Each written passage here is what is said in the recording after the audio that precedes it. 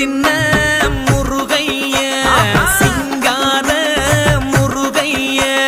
சின்ன சின்ன முருகைய சிங்கார முருகைய கொஞ்சி கொஞ்சி தமிழ் பேசும் செந்தில் வடிவேலனவ கொஞ்சி கொஞ்சி தமிழ் பேசும் செந்தில் வடிவேலனவ சின்ன சின்ன முருகைய சிங்கார முருகைய கொஞ்சி கொஞ்சி